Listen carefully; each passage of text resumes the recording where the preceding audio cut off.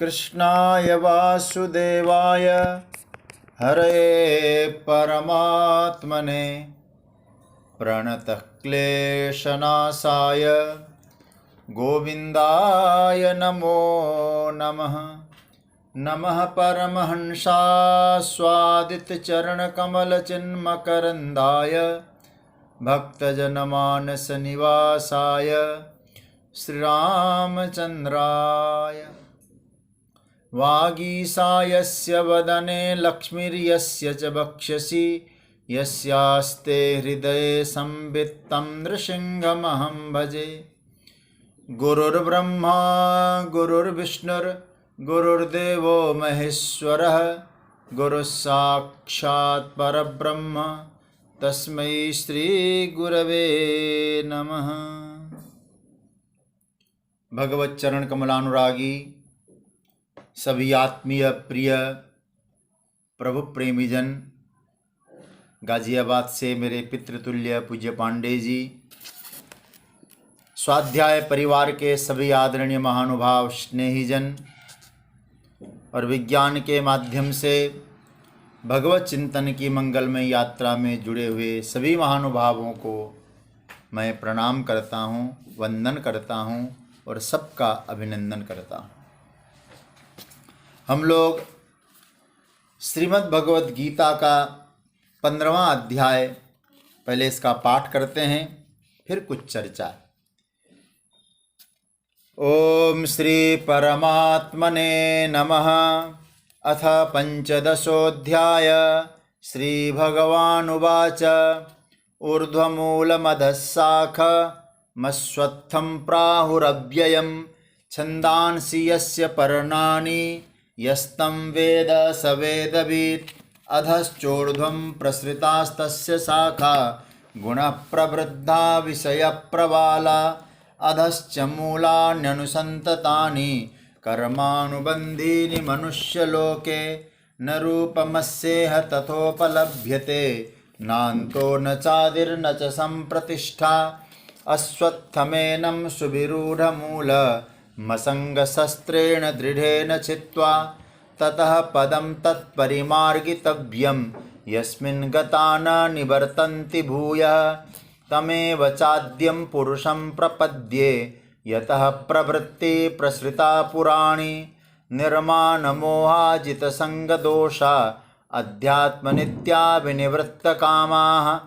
द्वन्द्वैर्विमुक्ता सुखदुःखसङ्गैर्गच्छन्त्यमूढा पदमव्ययं तत्।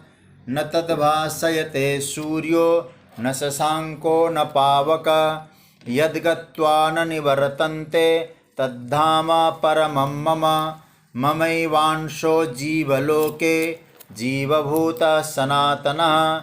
मनः षष्ठानीन्द्रियाणि प्रकृतिस्थानि कर्षति। शरीरं यदवाप्नोति यच्चाप्युत्क्रामतीश्वरः गृहीत्वैतानि संयाति। वायुर्गन्धानि वासयात्। श्रोत्रं चक्षुस्पर्शनं च रसनं घ्राणमेव च। अधिष्ठाय मनश्चायं विषयानुपसेवते। उत्क्रामन्तं स्थितं वापि भुञ्जानं वा गुणान्वितं। विमूढानानुपश्यन्ति पश्यन्ति ज्ञानचक्षुषः। यतन्तो योगिनश्चैनं पश्यन्त्यात्मन्यवस्थितं। यतन्तोऽप्यकृतात्मानो नैनं पश्यन्त्यचेतसः। यदादित्यगतं तेजो जगद्भासयतेऽखिलं। यच्चन्द्रमसि यच्चाग्नो तत्तेजो विद्धि मामकं। गामाविश्य च भूतानि धारयाम्याहमोजसा। पुष्णामि चौषधी सर्वा सोमो भूत्वा रसात्मकः। अहं वैश्वानरो भूत्वा प्राणिनां देहमाश्रितः। प्राणापानसमायुक्तः पचाम्यन्नं चतुर्विधं। सर्वस्य चाहं हृदि सन्निविष्टो मत्तस्मृतिर्ज्ञानमपोहनं च। वेदैश्च सर्वैरहमेव वेद्यो वेदान्तकृद्वेदविदेव चाहं। द्वाविमो पुरुषो लोके क्षरश्चाक्षर एव च। क्षरः सर्वाणि भूतानि कूटस्थोऽक्षर उच्यते।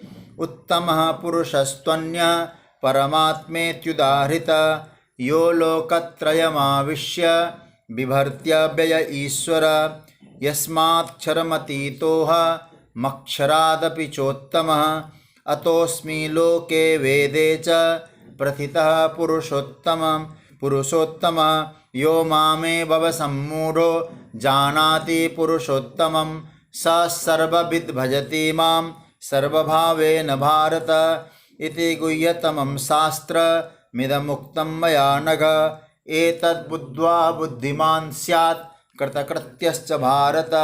ओम तत्सदिति श्रीमद्भगवद्गीतासूपनिषत्सु ब्रह्मविद्यायां योगशास्त्रे श्रीकृष्णार्जुनसंवादे पुरुषोत्तमयोगो नाम पंचदशोऽध्याय।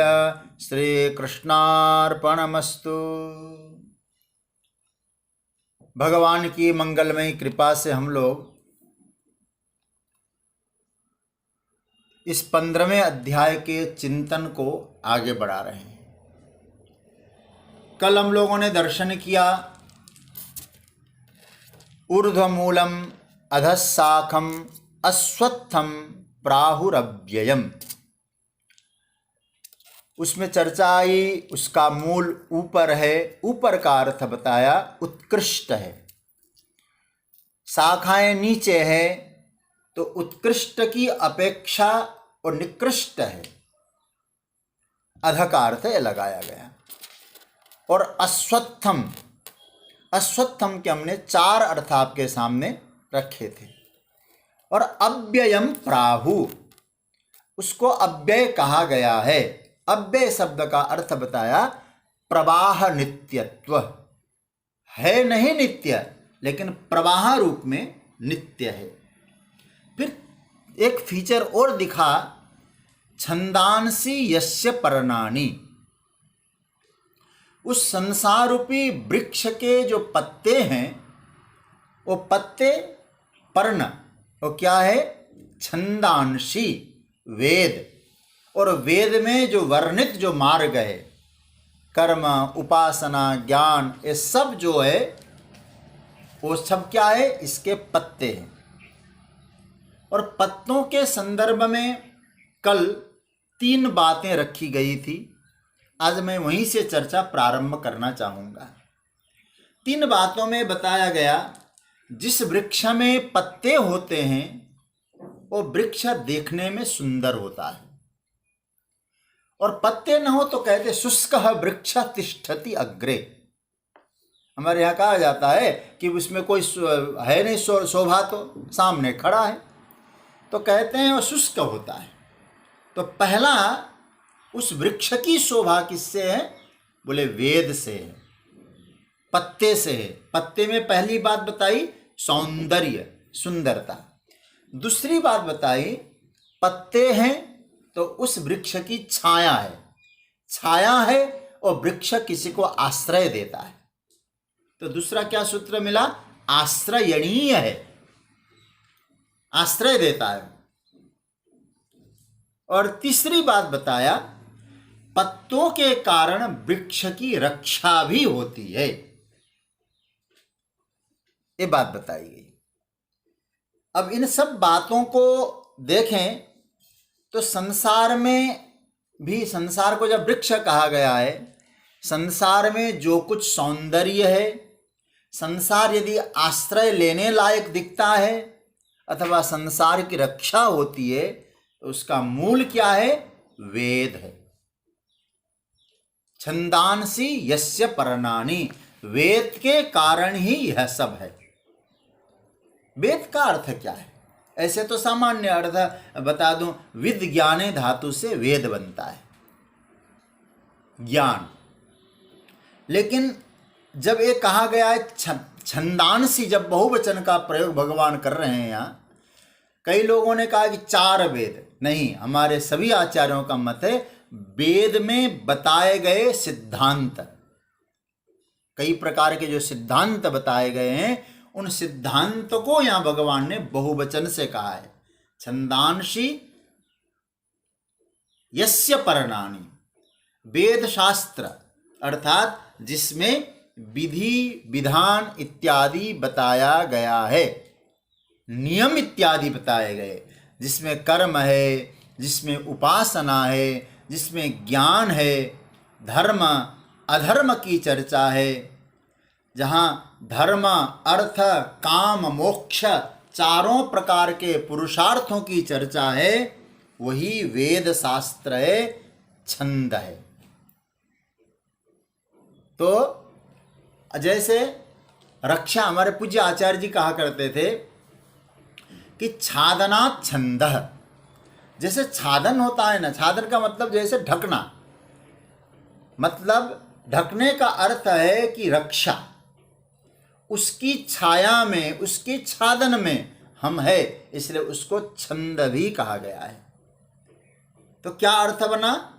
पहला जो सूत्र बताया, छंदांसी यस्य पर्णानि, इस संसार रूपी वे जो वृक्ष है, वो वृक्ष सुंदर क्यों लगता है? बोले वेद शास्त्र के कारण सुंदर लगता है। क्यों? कहते देखो, वेद में कर्म की, भक्ति की, उपासना की, ज्ञान का वर्णन है, ठीक है। अब यदि भक्ति न हो, कर्म न हो, ज्ञान न हो, क्या सौंदर्य लगेगा कुछ? क्या संसार का सौंदर्य तो वेद से है ना, भजन स्थली है, गीता स्वाध्याय की स्थली है। इन सब के मूल में क्या है? वेद शास्त्र है।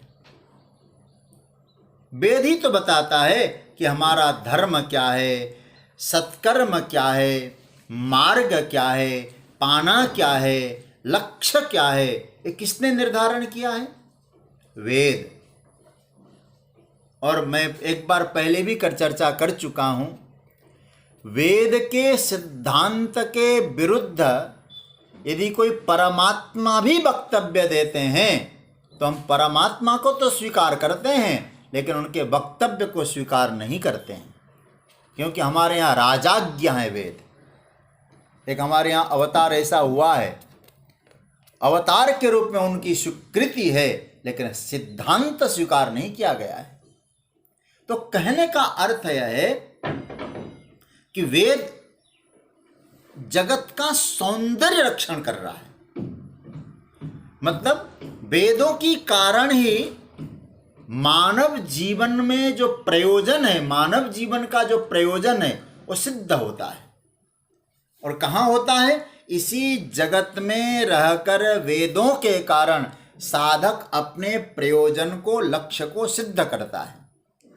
इसलिए कहा गया है ये जगत आश्रयणीय है, क्योंकि यही प्रयोजन सिद्ध हो सकता है। किसके कारण? वेदों के कारण। क्योंकि आत्म कल्याण का जो साधन है जगत में ही है, संसार वृक्ष में ही है, लेकिन किसके कारण है मूल? बोले वेद के कारण है। अगर वेद शास्त्र न हो, धर्म अधर्म की चर्चा कौन करे? कैसे मालूम पड़े धर्म अधर्म क्या है? कुछ पता नहीं चलता, और वह नहीं है तो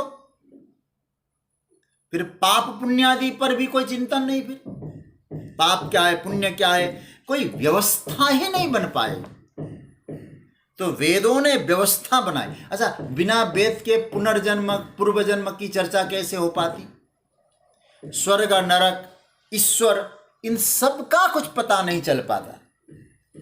आप सब जानते हैं, जहां वेद अस्वीकार्य होता है वहां धर्म और अधर्म को भी स्वीकार नहीं किया गया। सैद्धांतिक रूप से कहें तो धर्म और अधर्म स्वीकार नहीं होंगे तो पाप पुण्य भी स्वीकार नहीं होंगे, उसका भी स्वीकार नहीं है। लेकिन मूल में क्या? जब वेद को ही अस्वीकार कर रहे हैं आप, अतः कुछ लोग ऐसे जो आजकल अपने आप को तथाकथित कहूं बुद्धिमान कहने वाले कुछ लोग हैं, उनकी धारणा क्या है? बोले अरे कुछ नहीं रखा है, खाओ पियो मौज उड़ाओ, कुछ नहीं है, बस मौज करो। ये तो पूर्ण रूपेण चार्वाक सिद्धांत वाली बात है। एक हमारे यहाँ श्लोक पढ़ते थे हम लोग, शायद चार्वाक का श्लोक है, यावत् जीवेत सुखम जीवेत ऋणम कृत्वा घृतम पिबेत। बोले जब तक तुम जियो कर्जा लेकर घी पियो, शरीर को ठीक ठाक करो, शरीर ही सब कुछ है, भस्मीभूतस्य देहस्य पुनरागमनम कुतः। एक बार जब देह भस्म हो गया फिर इस देह का आना जाना नहीं होता है। देखिए यह 4 वाक सिद्धांत। तो इससे क्या होगा, इस प्रकार का यदि जीवन होगा, वेद विरुद्ध जीवन होगा, उस जीवन को पशुवत जीवन कहा गया है, भोग परायण जीवन हो जाएगा। फिर ऐसा जो भोग परायण जीवन है, उस जीवन से व्यक्ति कुछ भी अपने जीवन का प्रयोजन सिद्ध नहीं कर पाएगा।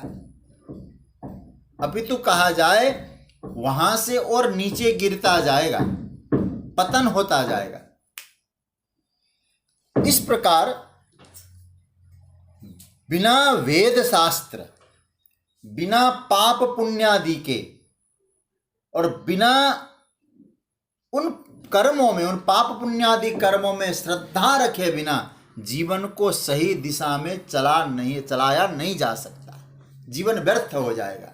अतः इस प्रकार भगवान यहाँ क्या कहते हैं, छंदांशी यस्य पर्णानि, भले भगवान कहना चाहते हैं वेद के कारण, चाहे वो वेद की ऋचाओं को जानते हो या नहीं जानते हो, पर जो वेद में कहा वो सामान्य धर्म हो, चाहे अपने परंपरा से प्राप्त धर्म हो, जो मनुष्य उन धर्मों का पालन करता है वो जीवन में आगे बढ़ता है। तो भूमिका किसकी बनी, वेद की। भगवान कहते हैं वेद का सौंदर्य है जगत में। एक बात और कहूं, बिना वेद के उपासना भी नहीं है। आप परमात्मा तत्व को जान नहीं पाएंगे बिना उपासना के, और उपासना वेदों के कारण है।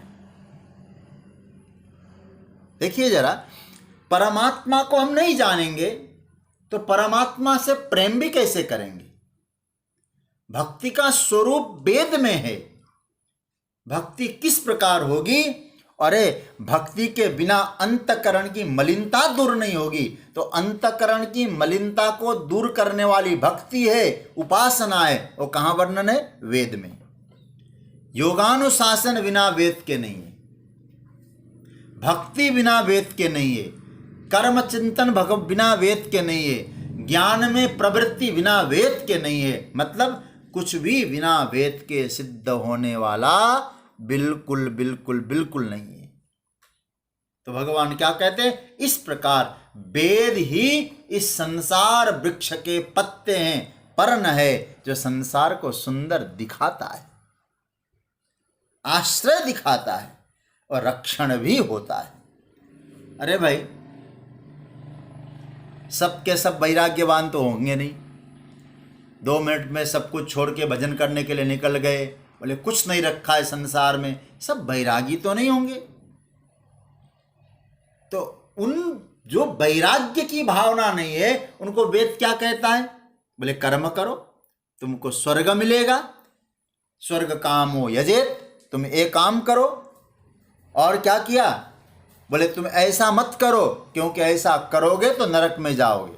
तो आप सोचना थोड़ा सा, क्या काम किया वेद ने, आपको नरक दिखा के असत कर्मों से बचाया, ठीक है, और स्वर्ग दिखा के सत्कर्मों में लगाया। कितनी बड़ी भूमिका है। मुझे एक बात याद आ रही है, आप लोग परिपक्व श्रोता है इसलिए बोल रहा हूं। श्रीमद् भागवत के 11वें स्कंद में नवयोगेश्वरों का जो संवाद है, वहाँ आविर्होत्र, संभवतः आविर्होत्र जी कहते हैं, ये जो परोक्षवादो वेदोयम बालानाम अनुशासनम। देखो क्या बढ़िया बात कही, वेद परोक्षवादी, बालकों को अनुशासन करने के लिए वेद का प्रयोग। बोले बालकों का अनुशासन क्या होता है, जैसे कहा जाए कि किसी बालक को स्कूल जाओ और कहे कि मैं नहीं जाऊंगा तो टॉफी दिया जाता है, नहीं जाओगे तो कभी डंडा दिखाया जाता है। तो न डंडा दिखाना न टॉफी दिखाना इसका प्रयोजन है स्कूल भेजना। तो वेद ने सत्कर्म में कैसे लगाया, बोले झूठ बोलोगे तो तुमको नरक भोगना पड़ेगा। तो नरक का एक भय हुआ, तो पाप का भय हुआ, तो असत कर्म से बचा।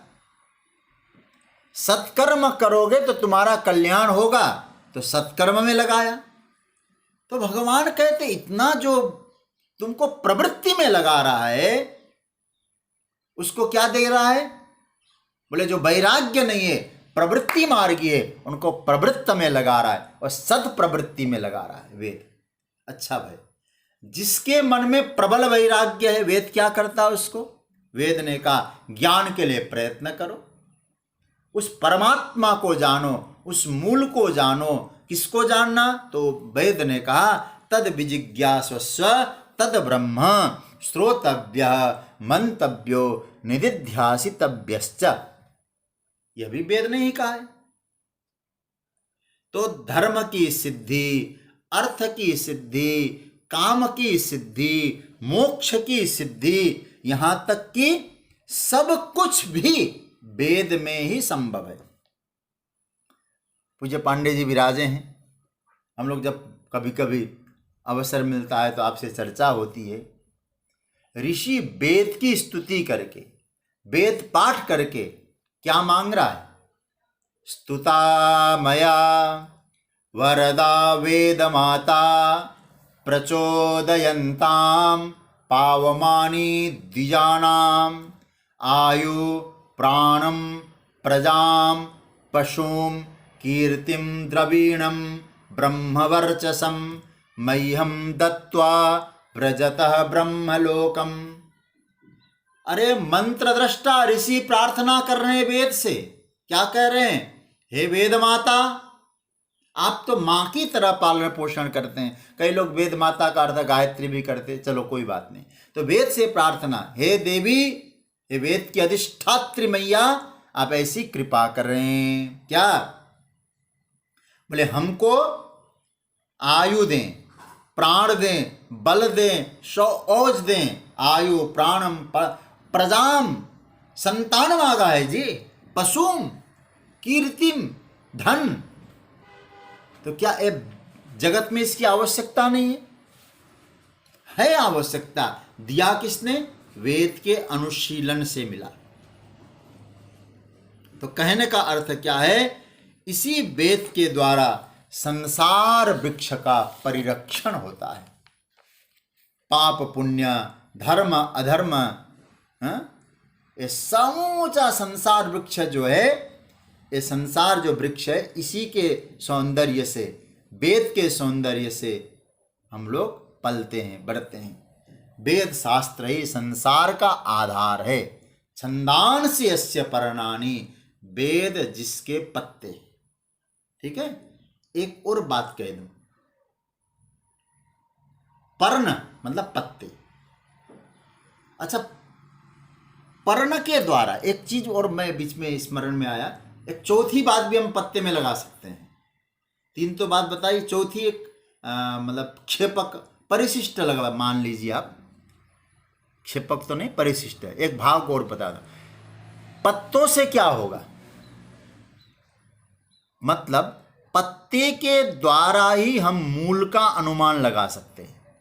ऊर्ध्वमूलम छंदांस्य पर्णानि। तो इसका मतलब है, बहुत ध्यान से, और मैं चाहूंगा आप लोग बहुत गंभीरता से इस सूत्र को पकड़ना। पत्तों के द्वारा ही मूल का अनुमान लगाया जा सकता है। जैसे पत्ते में हरियाली है, बहुत सुंदर पत्ते आपको दिखाई दे रहे हैं। कई लोग कई आचार्य लोग तो कहते पत्ते के साथ साथ फल भी ले लेना। लेकिन हम, भगवान ने जब कहा है पत्ते, तो पत्ते मान लेते हैं। मतलब इस प्रकार की हरियाली वृक्ष में है। इसका तात्पर्य क्या बना? इसका मूल कैसा होगा? मतलब एकदम मजबूत मूल है। पकड़ में आ रही ना बात? पत्ते को देखकर आपने मूल का अनुमान लगा लिया। बात क्या बनी? बात यह बनी, पत्ते से लेकर मूल तक पहुंचने का मार्ग वेद है। समझ रहे हैं ना बात को? क्योंकि वेद पत्ते हैं, पत्ते को देखकर आप मूल का अनुमान लगा सकते हैं। तो वेद का अनुशीलन करके ही व्यक्ति मूल को जान सकता है। संसार वृक्ष का जो मूल है, वहां तक पहुंचने का जो मार्ग है वो वेद है। इसको एकदम अच्छी तरह समझ लेना। मतलब उस परमात्मा तत्व तक पहुंचना है, वेद के मार्ग का ही अनुशीलन करना पड़ेगा। इसलिए पत्ते हैं, याद रखिएगा।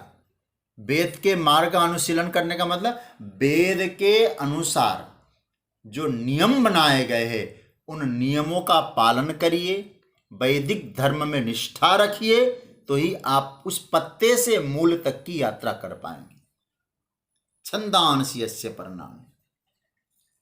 और हम लोग वेद को माने नहीं, वेद के विरुद्ध आचरण करें, धर्म के विरुद्ध आचरण करें। वेद विरुद्ध का मतलब धर्म विरुद्ध। वेद विरुद्ध आचरण करें, धर्म विरुद्ध आचरण करें और कहने लगे हम तो भगवान को पालेंगे। भैया, ये दिवा स्वप्न में रहना नहीं चाहिए।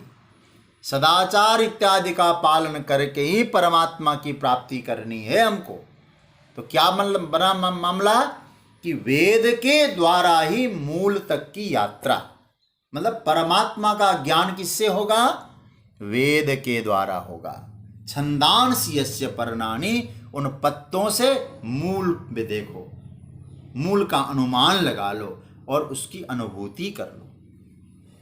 अब अंतिम पंक्ति, बहुत लंबी चौड़ी व्याख्या हो चुकी है इसकी। अब अंतिम पंक्ति में आपके सामने रखता हूं, फिर आगे के श्लोक की यात्रा करेंगे। यस्तम वेद स वेदवित्। ये बहुत प्यारा मंत्र, अंतिम पंक्ति है, बहुत अच्छा लग रहा है। यस्तम वेद, मतलब यह तम वेद, यह तम संसार वृक्षम। यह तम शब्द का अर्थ क्या है? संसार। कौन सा संसार वृक्ष को जानना, इसका अर्थ क्या जानते हैं? बोले जो उस वृक्ष को जानता है वो वेदवित् कहलाता है, वेदों को जानने वाला हो जाता है। अब क्या अर्थ बना इसका? तम शब्द का अर्थ होता है उस वृक्ष को। कौन से वृक्ष को जानना है? बोले उस वृक्ष को जानना है जिसका मूल ऊपर है, शाखाएं नीचे हैं, और अश्वत्थ है, अव्यय है। उस वृक्ष को जानना है। जानने वाला क्या बनेगा? बोले जानने वाला, और जानने के लिए क्या बताया? बोले यदि वो जान जाता है तो भगवान ने लक्षण नहीं बता रहे हैं कि उसने धोती पहना है कि चोटी रखी है, जनेऊ धारण किया है या नहीं किया है, चोटी रखी है या नहीं रखी है। वेद के सिद्धांत के अनुसार वो चलता है।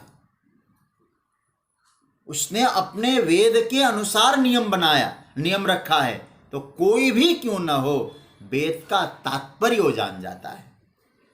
या वेदवित् शब्द का अर्थ केवल वेद पढ़कर वेद को कंठस्थ करने वाला नहीं है।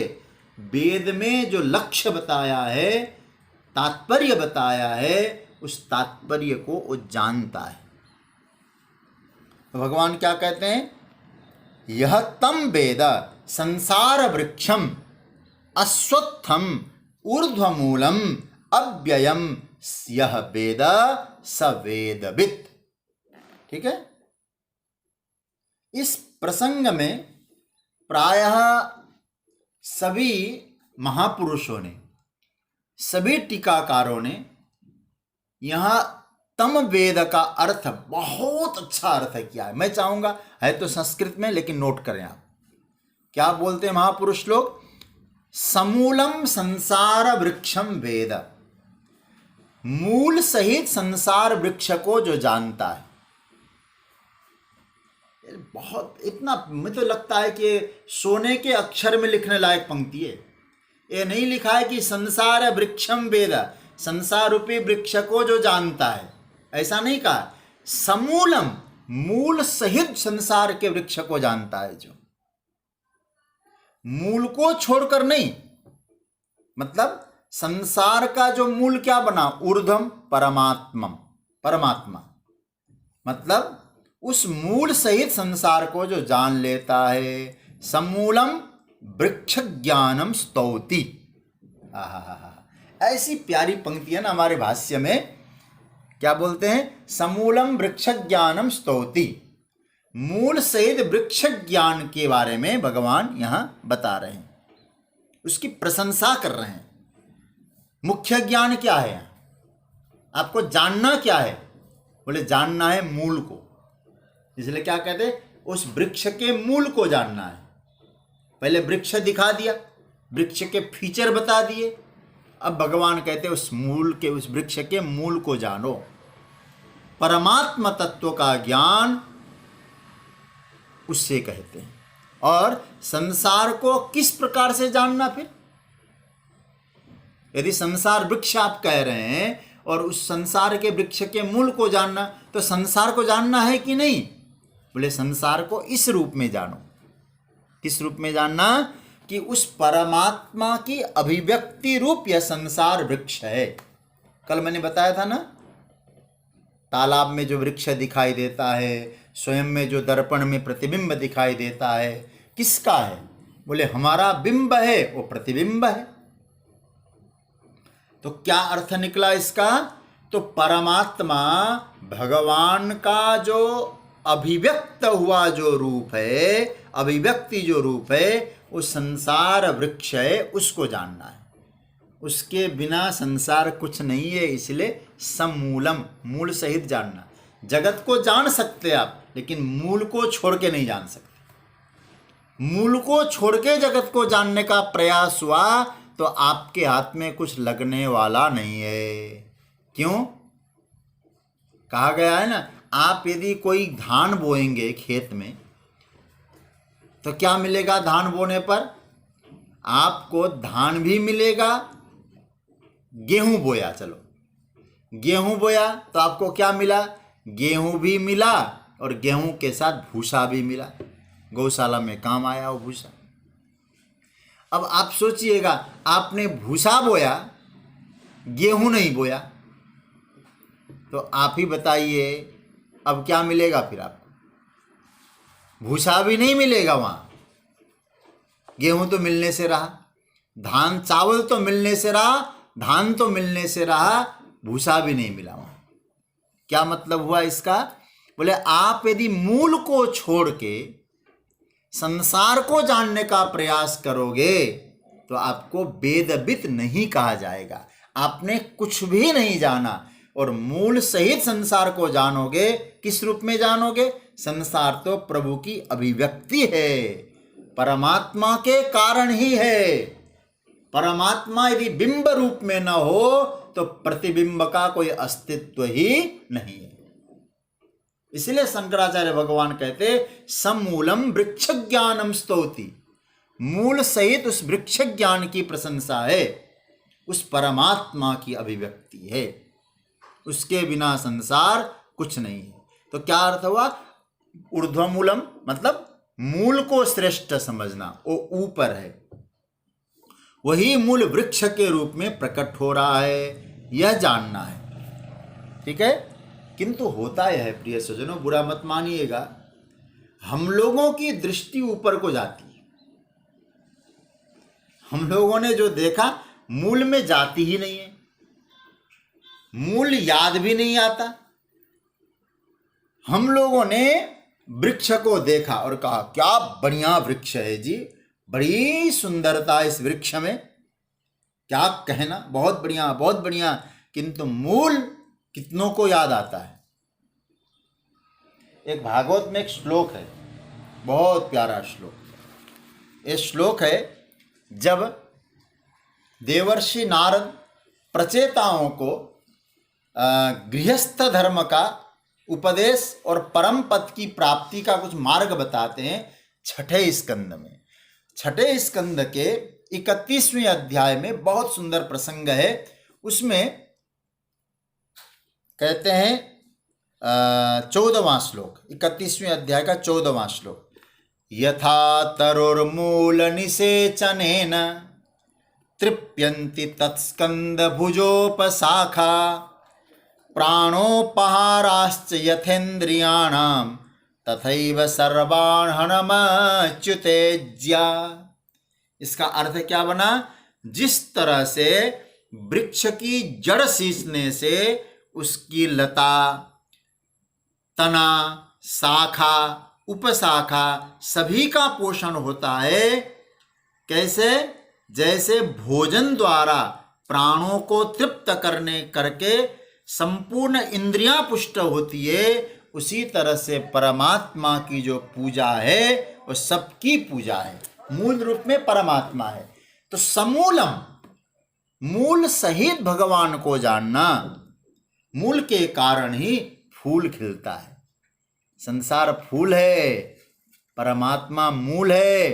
ये सबसे ऊपर समझना चाहिए मूल को, इसलिए ऊर्ध्व मूलम भगवान ने कहा है। हाँ? मूल के बिना फूल नहीं है, तो मूल को श्रेष्ठ समझना चाहिए। ये संसार वृक्ष कैसे है? भगवान कहते हैं मूल सहित इसको जानो। मतलब हम तो संसार में रहते हैं, संसार को ही जानने की कोशिश करते हैं, संसार में भोग में रहते हैं, रचे पचे रहते हैं, आगे इसका कुछ विचार नहीं आता। क्या विचार आना चाहिए? ये वृक्ष के, इसलिए भगवान ने, मैंने कहा था ना, सृष्टि प्रकरण है, इसके आधार पे हमको क्या विचार करना चाहिए? ये जगत किस प्रकार से चल रहा है। इतनी बड़ी जो सृष्टि है वो अनंत वर्षों से सृष्टि चली आ रही है, इसके मूल में कौन है? इस जगत को कौन चला रहा है? यह किस प्रकार से जगत, यह सृष्टि चल रही है? इसके पीछे क्या क्या तत्व है जिसके कारण यह सब व्यवस्था संभव हो पा रही है? कभी मोर को देखिए, किसने उसमें चित्रण किया होगा? कभी हंस को देखिए, किसने उस हंस में रंग लगाया होगा, श्वेत बनाया होगा? किसने कभी तोता को अपने हाथों से, कोमल कोमल हाथों से ब्रुश लिया होगा, उस तोते को रंग भरा होगा? आप सोचना इस विषय पे। केन श्वेति कृता हंसा मयूरा केन चित्रिता केन हर्ति कृता शूका सते वृत्तिम विधास्यति। कौन कर रहा है सब? भगवान कहना चाहते, अर्जुन उस मूल सहित संसार को जानो। समूलम वृक्ष ज्ञानम स्तौति। हमारी बुद्धि प्राय वहां तक पहुंचती नहीं है, इसलिए हम लोग संसार का विचार करते हैं और संसार में ही रचे पचे रहते हैं, संसार में फंसते जाते हैं। किंतु संसार का विचार यदि उस मूल के साथ किया जाए तो परमात्मा तत्व बोध हो जाएगा। बात समझ में आ रही ना? मूल सहित संसार का ज्ञान किया जाए, मूल के बिना नहीं, तो परमात्मा तक पहुंचने का मार्ग आपको कहीं सातवें आसमान में नहीं मिलेगा, इसी जगत में मिलेगा। किंतु संसार को केवल संसार के रूप में देखेंगे, मूल के बिना, तो क्या निकलेगा? बंधन निकलेगा। फिर क्या दिखना चाहिए? संसार को परमात्मा की दृष्टि से देखना चाहिए। परमात्मा के बिना, भगवान के बिना जगत में कोई, जैसे एक और बात कहूं, मूल संबंध प्रभु से। मूल क्या हुआ? ऊर्ध्व मूलम, वो हमारा मूल है। मैंने एक दिन शायद कभी गीता की चर्चा में एक दृष्टांत दिया होगा। किसी विवाहिता को विवाह के बाद उसको तलाक लेना हो, अपने पति से तलाक लेना हो, ठीक है? तो अब घर में तो सब परिवार रहते हैं, सबकी सेवा पूजा करनी है, और पति से उसने तलाक लेना चाहा। तो आप सोचिएगा, सबकी सेवा करती रही, पति से तलाक लिया, कागज मिल गए, तो एक कहेगी क्या? नहीं नहीं, पति से हो गया, सास से भी तलाक ले लूं, जो हमारे देवर है उनसे भी तलाक ले लूं, सेवा तो उनकी भी मैंने की। अरे भाई, मूल संबंध जो था वो छूट गया हमारा। बाकी कोई किसी से आवश्यकता है क्या संबंध तोड़ने की? क्योंकि संबंध है ही नहीं हमारा वहां। तो संबंध जगत में जो था वो किसके कारण था? हमारा संबंध जगत में मूल के कारण था। मूल कौन है? बोले ऊर्ध्वम, वो श्रेष्ठ है। उस मूल के कारण जगत का हमारा संबंध था। वो छूट गया तो संसार को जानने से कुछ फायदा नहीं है और हम जान भी नहीं पाएंगे। तो सज्जनों, और संसार को यदि परमात्मा के माध्यम से जानेंगे, मूल सहित जानेंगे, मूल को दृष्टि रखकर जानेंगे, परमात्मा की दृष्टि से देखेंगे, तो ही संसार आपको मुक्त करने वाली बन जाएगी। और मुक्त करेगा संसार, जगत मुक्त करेगा। बाद में तो सच्ची बात तो कहें, भगवान भाष्यकार कहते हैं यदि मूल सहित जगत को जानोगे तो याद रखना फिर आगे जगत जगत रहेगा ही नहीं, जगत नहीं रहेगा। फिर क्या होगा? एक बहुत प्यारा श्लोक भगवान भाष्यकार कहते हैं, ये श्लोक है धन्याष्टक नाम का, एक छोटा सा स्तोत्र है उनका। धन्याष्टक नाम के स्तोत्र का अंतिम मंत्र है और बहुत अच्छा लगता है श्लोक।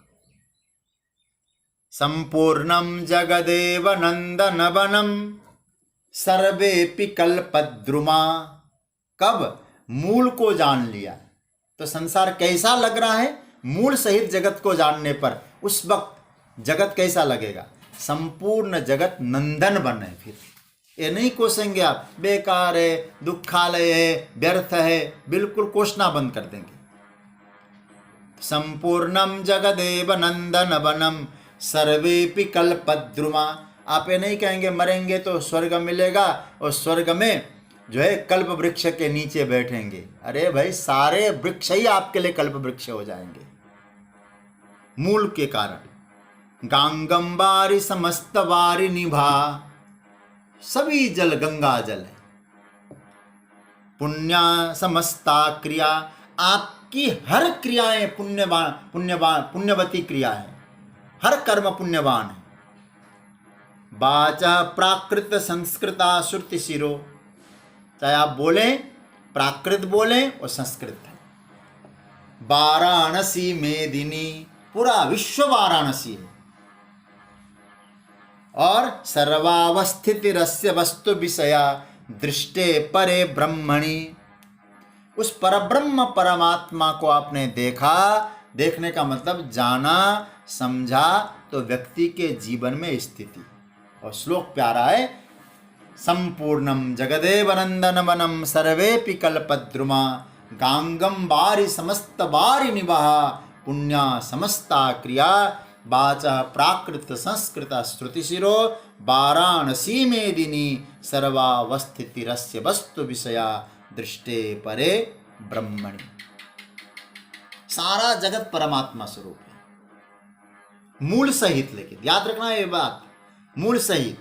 हाँ, इस प्रकार की दृष्टि जब हो जाती है तब संसार आपको दुखदायक नहीं लगेगा, दुखदायक नहीं लगेगा, डरावना भी नहीं लगेगा, और जगत से पलायन करने की आवश्यकता भी नहीं होगी।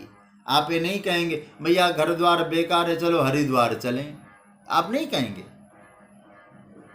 क्योंकि आपने जगत को जगत के रूप में नहीं देखा है, जगत को प्रभु की अभिव्यक्ति के रूप में देखा है। तो आप एक यहां से पलायन की नहीं सोचेंगे। अरे संसार को जब संसार के रूप में ही देखोगे परमात्मा से हट करके, तब आपको क्या होगा? भागने का भी मन होगा, वहां से निकलने का भी मन होगा। लेकिन जब ये बात आ जाती है परमात्मा की दृष्टि से, हमारे यहाँ हनुमत धाम में सुकताल में जो ट्रस्ट है, हनुमत धाम का जो ट्रस्ट है, उस ट्रस्ट का नाम है श्री राम आध्यात्मिक प्रन्यास। तो उसमें एक वाक्य है, उसमें लिखा होता है एक वाक्य, ट्रस्ट का क्या बोलते हैं, लोगो क्या होता है उसमें, और बहुत प्यारा, संभवतः बहुत ही अच्छा आपको लगेगा। दृष्टिम राममयीम कृत्वा पश्येत राममयम जगत। दृष्टि को राममय बनाकर जगत को राममय के रूप में देखो। ठीक है, जैसी दृष्टि वैसी सृष्टि। ब्रह्ममय दृष्टि है, जगत ब्रह्ममय दिखाई देता है। अच्छा भाई, एक बात और कहूं, सर्प को सर्प के रूप में देखेंगे तो भागना पड़ेगा, है ना? भागेंगे आप, सर्प आया, ये है वो है। किंतु सर्प को यदि रस्सी के रूप में आप जान लेंगे तो भागना पड़ेगा, डरना पड़ेगा। आप डरेंगे क्योंकि आपने रस्सी के रूप में जाना। अच्छा भाई, ये क्या दिखाई दे रहा था? बोले उसी रस्सी में सर्प का भ्रम हो रहा था। अब जान गए आप रस्सी है, तो जो है वो यथार्थ है, उस यथार्थ का बोध हो जाए, उसमें कोई बदलाव लाने की जरूरत नहीं है। मतलब जो है नहीं वो हमारा कुछ बिगाड़ भी नहीं सकता। परमात्मा का जो समूल स्वरूप है उससे मैं एक हूं, अतः मुझे कोई चिंता आवश्यकता नहीं है। यस्तम वेद स वेदविद, जो इस प्रकार से जानता है अर्जुन, वही सच्चा जानकार है, वेदों को जानने वाला है, मूल सहित जानता है, वही सच्चा वेदविद है। क्योंकि वेद का परम विषय क्या है? परमात्मा ज्ञान। याद रखना, वेद का परम विषय है परमात्मा ज्ञान। उस परमात्मा ज्ञान को जिसने पा लिया वो सच्चा वेदविद है। इसलिए हमारे आचार्यों ने बहुत बढ़िया कहा, न तु वेद पाठी, केवल वेद को पढ़ के गणानान्त्वा गणपति गुंहवामहे ये मत समझना कि वो वेदविद है, क्योंकि वेद का लक्ष्य नहीं जाना, परमात्मा को नहीं समझा। तो ठीक है, पढ़ा हो उसने, और क्या बढ़िया कह दिया, कहते हैं यह तम न वेद किम ऋचा करिष्यति। यदि शास्त्र वचन है, वेद वचन है, यदि कोई परमात्मा को नहीं जानता तो वेद के मंत्र उसका क्या करेंगे, वेद की ऋचाएं क्या करेंगे? अरे भाई, ऋचा इत्यादि तो परमात्मा का प्रतिपादन कर, ऋचा के माध्यम से यात्रा आपको करनी है। केवल ऋचाओं को रटने से काम नहीं बनेगा, मार्ग को पकड़ने से मंजिल नहीं पा सकते हम। तो मूलतः क्या बात बनी? वेद का सारे मंत्रों का प्रयोजन है भगवान का ज्ञान, परमात्मा तत्व का ज्ञान। वेद का यही तात्पर्य है। केवल वेद का रटन करने से, कंठस्थ कर लेने से वेद पाठी तो आप बोल सकते हैं, वेदविद उसको नहीं कहा जा सकता। वेदविद तभी बनता है जब मूल सहित संसार वृक्ष को जान लेता है।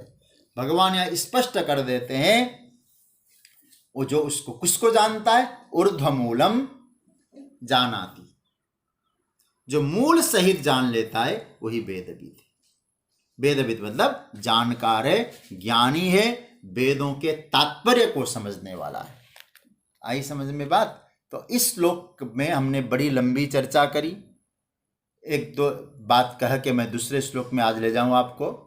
पहला, इस श्लोक का एक अर्थ बना ऊर्ध्वमूलम, मूल ऊपर है। ऊपर शब्द का अर्थ ऊपर आसमान में नहीं है, श्रेष्ठ है। इस वृक्ष का मूल श्रेष्ठ है। कौन सा वृक्ष? संसार वृक्ष। अधशाखम, इसकी शाखाएं अध है। अध का अर्थ है उस परमात्मा से नीचे है, परमात्मा के कारण है। परमात्मा उत्कृष्ट है और शाखाएं जगत इत्यादि निकृष्ट है। अश्वत्थम, एक कल रहने वाला नहीं है, बदलता रहता है, गतिशील है। मैंने इसकी विस्तृत चर्चा करी। ले और कहते हैं प्राहु अव्ययम, और आगे कहते हैं इसको प्रवाह नित्यता कहते हैं। अनादिकाल से दिखाई भी दे रहा है लेकिन ऐसा है नहीं। और आगे क्या कहते हैं? प्रवाह नित्य अव्ययम प्राहु। छंदांसी अस्य पर्णानि, छंदांसी मतलब वेद के जो सिद्धांत है, वेद के में बताए गए जो मार्ग है, और इसके पत्ते हैं। और पत्तों से क्या क्या होता है? पत्तों से सौंदर्य मिलता है, पत्तों से आश्रय मिलता है, पत्तों के होने के कारण, और रक्षा होती है। तो वे मूल बात बताई गई। तो वेद रूपी पत्तों से मूल का अनुमान लगाकर मूल की यात्रा है। वेद का तात्पर्य भगवत प्राप्ति। और इस प्रकार से जो संसार वृक्ष को जानता है, मूल सहित जानता है, वही वास्तव में जानकार है, वही वेदविद है। उसने वेद के मंत्रों को रटा न हो, कंठस्थ नहीं किया हो, लेकिन आप उसको वेदविद कह सकते हैं। अब इस श्लोक में तो किसी प्रकार का कोई दिक्कत नहीं रहना चाहिए। अब भगवान आगे दूसरे श्लोक में कहते हैं इस संसार वृक्ष के अवयव अंग कौन कौन से हैं। मूल तो बता दिया, लेकिन इस संसार वृक्ष के अंग इत्यादि क्या क्या है, ये द्वितीय श्लोक है। आइए इसका एक बार उच्चारण करते हैं, उसके बाद इसका थोड़ा अर्थ देखेंगे। जितना देखेंगे नहीं तो कल हो ही जाएगा। अधश्चोर्ध्वं प्रसृतास्तस्य शाखा गुण प्रवृद्धा विषय प्रवालाः अधश्च मूलान्यनुसन्ततानि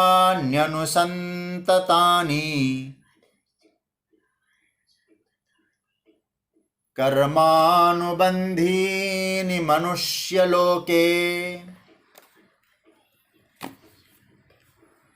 अब इसका पहले अन्वय देख लेना, थोड़ा लंबा श्लोक है, बड़ा श्लोक है।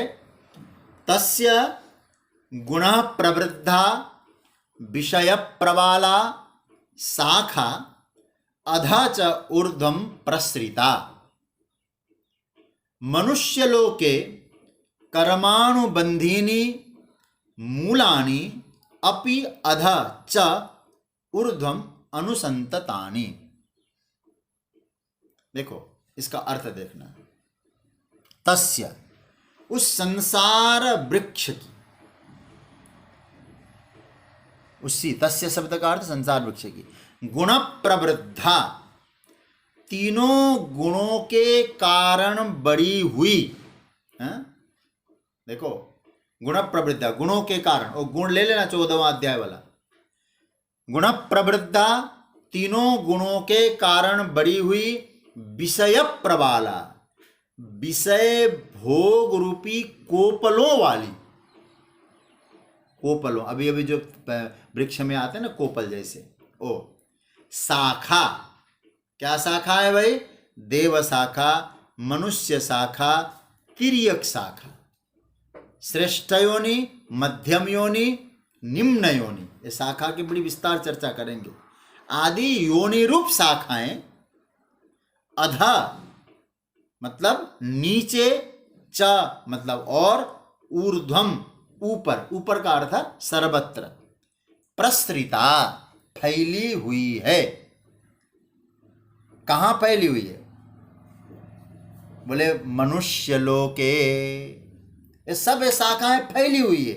और मनुष्य लोके मतलब इस मनुष्य लोक में कर्मानुबंधीनी, कर्मों के अनुसार बांधने वाली, क्या है?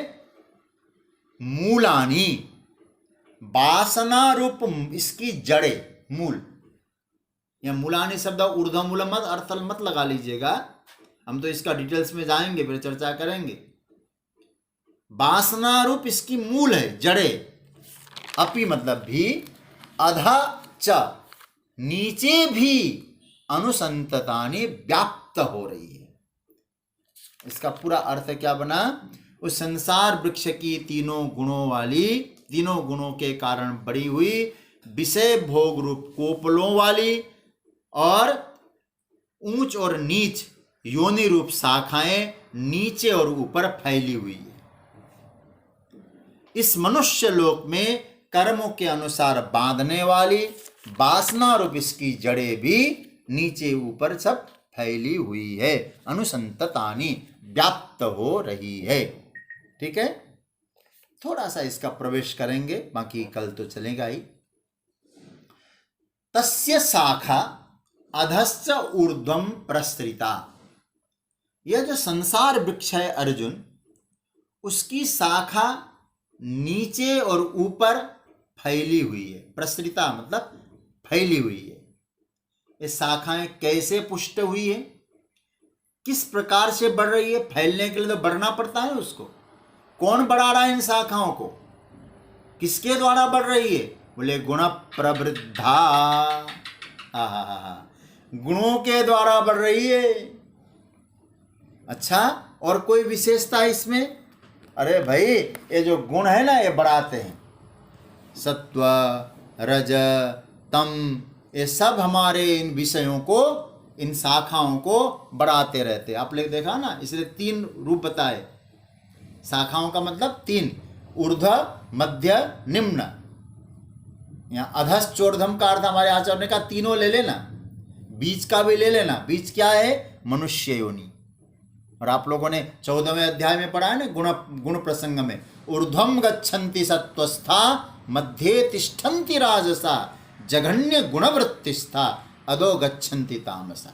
मतलब ये वासना के अनुसार ऊंच, मध्यम और निम्न योनियों में व्यक्ति प्रवेश करता है। गुण प्रवृत्त, गुणों के द्वारा। विषय प्रवाला, इन शाखाओं में जो नई नई कोपले आती है, पल्लव आती है, वो क्या है? विषय प्रवाला। और विषयों के कोपले हैं जी। अच्छा महाराज, ये मूल क्या है फिर? बोले मूल तो वासना है, वासना ही मूल है। करती क्या है वासना? वासना कुछ करती है क्या? बोले कर्मानुबंधिनी, मनुष्य लोके कर्मानुबंधिनी। अरे भाई, कर्मों से बांधती है वासना। देखो, वासना होगी, वासना रहेगी तो कर्म होगा, और कर्म होगा तो बंधेंगे। चाहे सात्विक कर्म हो, चाहे राजस कर्म हो, चाहे तामस कर्म हो, और बंधेंगे। तो इसका मतलब क्या हुआ? वासना के पीछे पीछे कर्म होता है और व्यक्ति बंधता है। कहाँ बंधता है? हाँ, कहाँ बंधता है जाकर? बोले मनुष्य लोके कर्मानुबंधिनी। इसी मनुष्य लोक में यह वासना की जड़ें कैसी है फिर? बोले अधा च अनुसंततानी, नीचे बहुत गहराई में फैली हुई है, इसलिए इनसे हम बंधते रहते हैं। बहुत प्यारा भाव है। आज हमने इसमें प्रवेश किया है और इसकी चर्चा हम कल और विस्तार से करने की कोशिश करेंगे। ये पहला श्लोक काफ़ी विस्तार से चर्चा में आया और आज ये दूसरे श्लोक में हमने प्रवेश किया है, तो कल इस श्लोक की व्याख्या आपके सामने रखी जाएगी। तो आज की चर्चा को यहाँ विराम देते हैं।